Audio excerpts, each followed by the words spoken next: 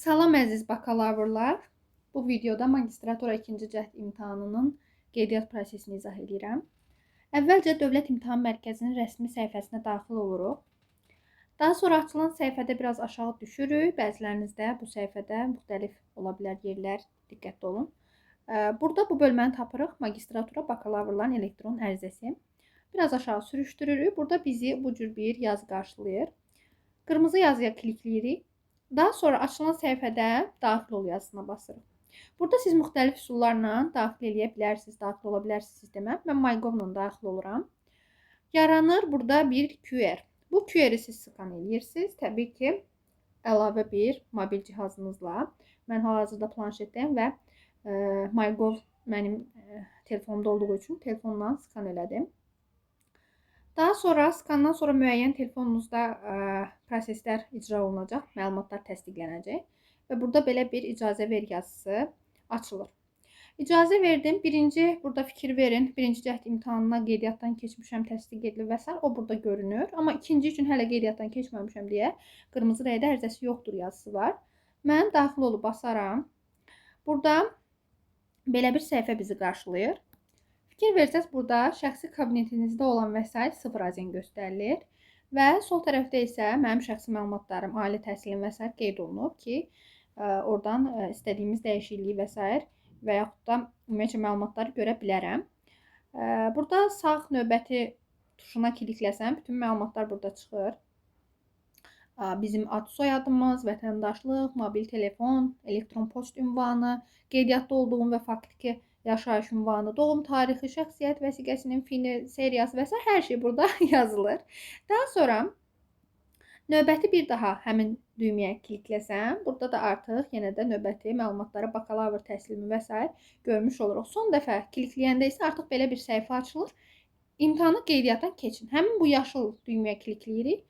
Belə bir məlumat bizi qarşılayır. Amma bir şey diqqətinizi çatdırım ki, siz şəxsi kabinetinizdə əvvəla vəsaiti təbii ki, aktivləşdirməlisiniz. Birinci imtahanın 50 manatını daxil eləməlisiniz. Ondan sonra bu prosesləri qaldığımız yerdən davam eləyəcəyik. Bölmə məndə Azərbaycan dilidir, xarici dili isə ingilis dilidir.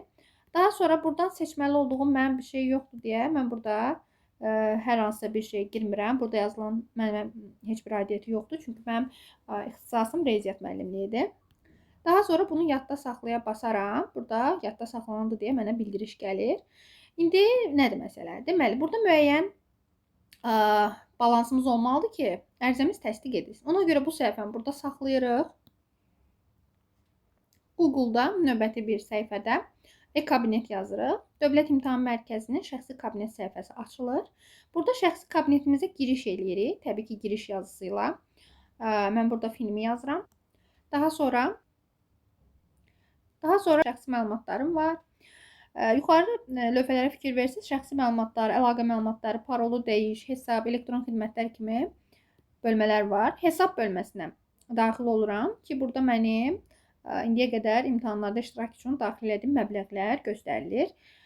Burada biz məbləği müəyyən qədər artıra bilərik.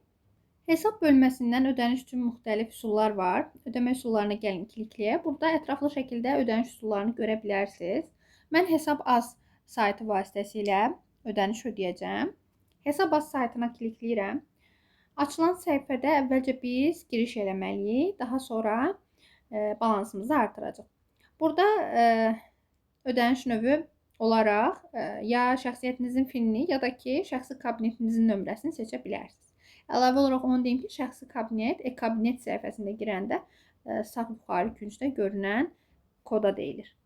Baxın, şəklinizin ətrafında olan həmin, məndə 7 rəqəmli də həmin o koddan bəhs eləyir. Ya o koddan giriş eləməlisiniz, ya da finlə. Prosesin davamını mobil cihazımdan yerinə yetirirəm. Çünki Hesab Az saytında biraz problemlər yaşandı. Deməli, ödəmə hissəsindən tapırıq təhsil bölməsini. Ola bilsin ki, bu bəzilərimizdə təhsil bölməsində görünməsin bəzi tətbiqlərdə mən ABB ilə ödəniş icra edirəm. Hökumət ödənişlərindən də tapa bilərsiniz əgər təhsildə olmasa. Təhsildən Dövlət İmtahan Mərkəzini gəlib seçirəm. Burada finimi daxil eləyirəm.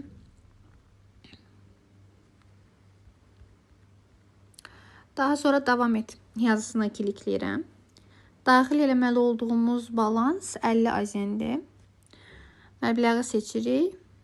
Daha sonra ödə yazısını klikləyib təsdiqləyirik normal qaydada. Beləliklə ödənişimiz icra olundu. Bu da bizim qəbzimiz. Artıq fikir versəz, şəxsi kabinetə giriş eləyəndə və səhifəni yeniləyəndə təxmini bir neçə saniyə ala bilər. Hesabımda 50 azen görünür. Elə isə yenə təkrar Dövlət İmtahan Mərkəzində qaldığımız yerə davam edirik. Burada da səhifəni yeniləyim. Fikir versəz 50 azen vəsait artıq görünür. Status bölməsinə fikir verək. Təsdiq edilməyib yazılır. Bunun üçün əgər müəyyən düzəlişlər və s. eləmək lazımdırsa eləyirsiniz. Yox, əgər bütün seçdiklərinizə əminsinizsə, daha sonra təsdiq et yazısını basırsınız. Təsdiq et yazısını basandan sonra sizin üçün bir daha bildirim gəlir ki, əminsizmi deyə. Bəli yazısını klikləyirik. Poçt ünvanımıza məlumat göndərilibmiş. Lap gözəl. Tamam yazısını klikləyirəm. 5 ulduz verib yola salırıq. Belə. Beləliklə qeydiyyatımız başa çatmış sayılır. Son olaraq burada artıq siz təsdiq sil yazısını və çap yazısını görürsünüz. Aydın məsələdir ki, əgər imtina eləmək istəsəniz, bu üsullardan istifadə edə bilirsiniz. Çap yazısına klikləyəndə də məlumat öz əksini tapmış olacaq. Qeyd edeyim ki, imtahana buraxılış vərəqəsi, imtahana təxmini son bir həftə qalmış artıq bəlli olur. İmtahanı verəcəyimiz müəssisə və yaxud da zal kodu və s. Bunların hamısı imtahana bir həftə qalmış çıxır. Ona görə də indi narahat olmağa əsas yoxdur. Beləliklə artıq biz hazırıq.